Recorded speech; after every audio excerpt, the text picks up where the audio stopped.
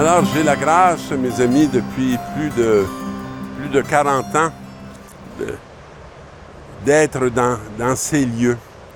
Et à chaque fois que je me retrouve proche de la rivière, il y a une parole qui remonte en moi, qui est celle « Jean baptisait là où les eaux étaient abondantes ».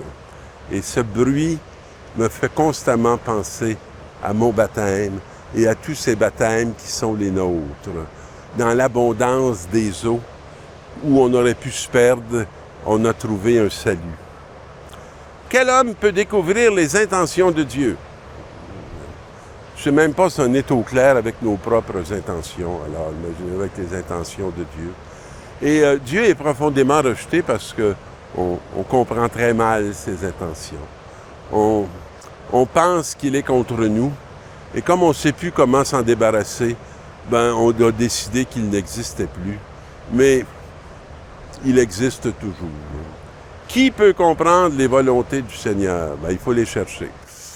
Puis il faut vraiment s'appliquer chaque jour à essayer de discerner quelle est la volonté de Dieu envers moi et quelle est la volonté de Dieu sur moi. Les enseignants de ma jeunesse, comme ils étaient des consacrés, passaient beaucoup de temps à nous dire qu'on était des appelés, qu'on avait une vocation, que Dieu attendait quelque chose de nous, que Dieu voulait accomplir quelque chose avec nous. Alors, les réflexions des mortels sont mesquines, elles sont petites.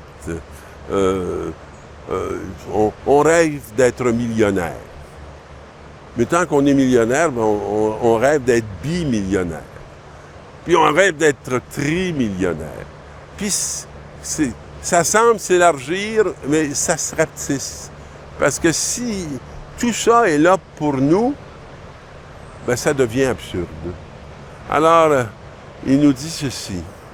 Nos réflexions, les mortels, sont mesquines, nos pensées chancelantes, car un corps périssable appesantit notre âme, et cette enveloppe d'argile alourdit notre esprit aux 1000 pensées.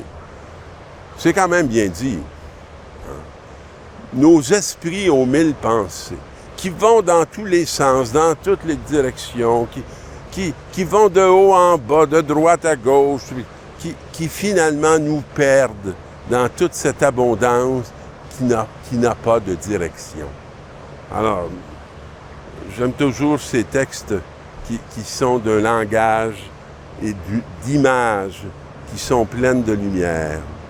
Nous avons peine à nous représenter ce qui est sur la terre, et nous trouvons avec effort ce qui est à la portée de la main.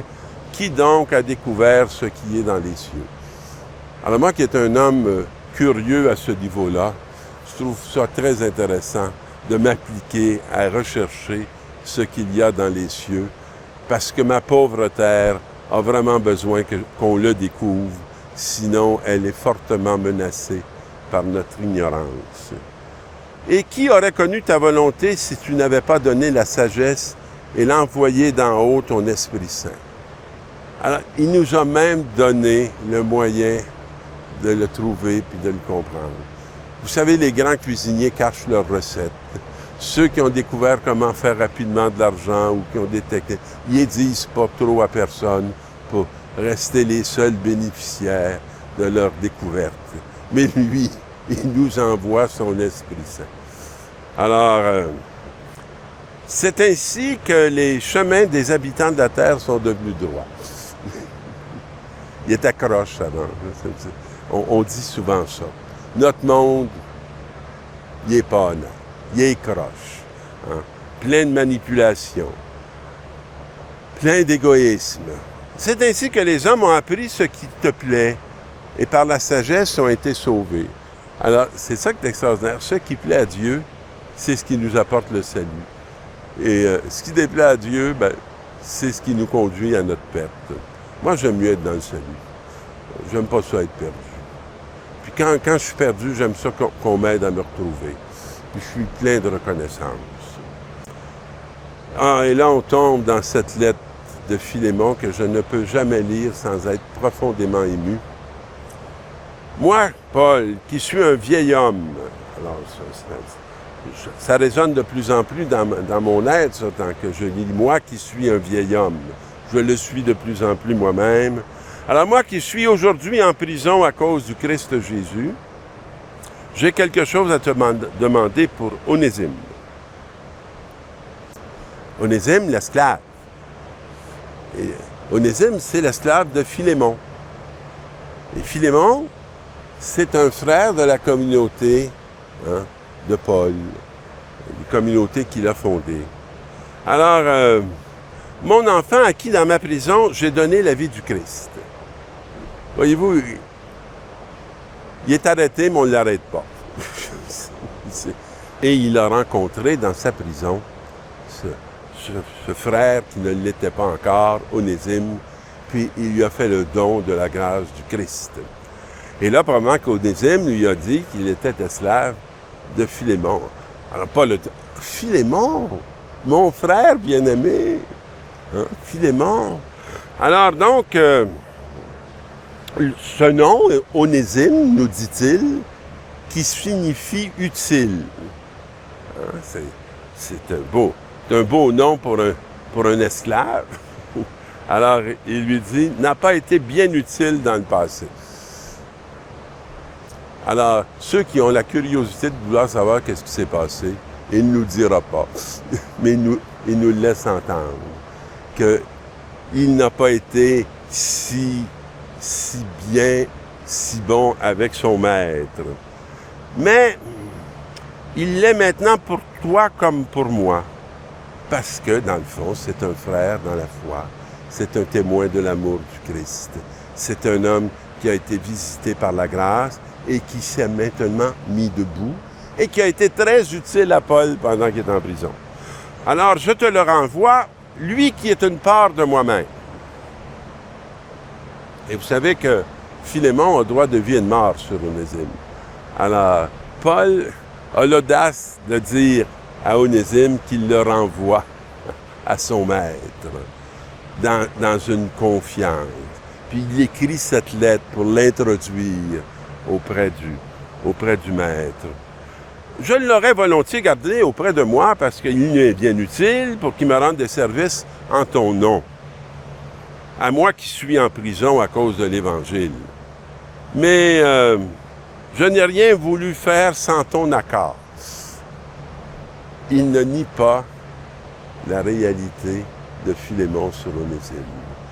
Il ne veut pas le manipuler non plus.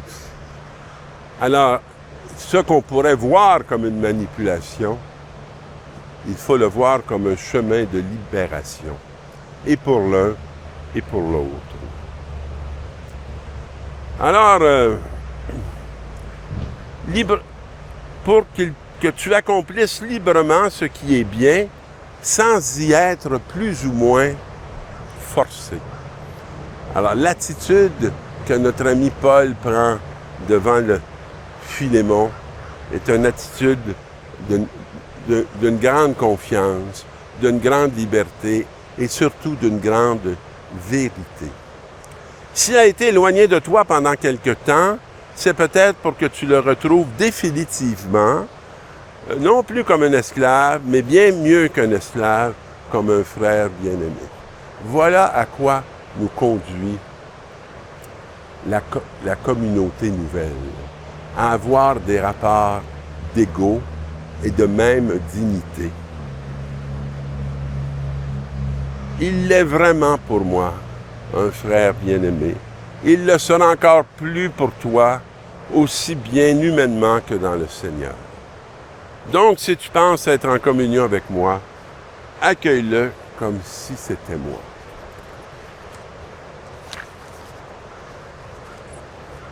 Cette parole-là pourrait changer plein de choses dans nos vies. Parce qu'il se peut qu'on agisse comme des maîtres par rapport à des frères ou des sœurs qu'on considère un peu comme nos esclaves. Il se peut que nous ayons à nous convertir et que nous ayons à reconnaître ceux qui nous sont envoyés. Et là, il y avait une grande foule qui faisait route avec Jésus.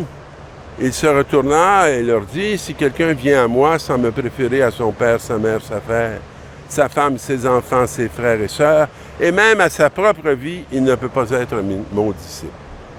Bon, est-ce que Jésus est narcissique? Est-ce qu'il veut nous mettre vraiment au centre de notre vie pour lui-même? Ben non, c'est pas pour lui-même, c'est pour nous-mêmes et c'est pour Dieu. Celui qui ne porte pas sa croix pour marcher derrière moi ne peut pas être mon disciple. Et je vais aller à la dernière phrase.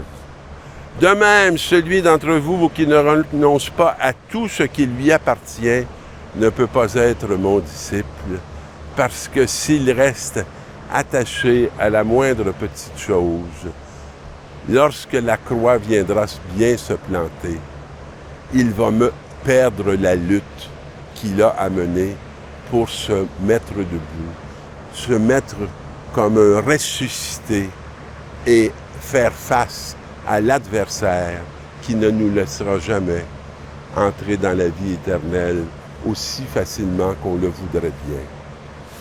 Que la grâce de Dieu vous vous accompagne dans ce combat et que vous ayez cette joie de vous voir vous lever, vous aussi, à la droite du Père, du Fils et de l'Esprit. Bonne semaine, mes amis.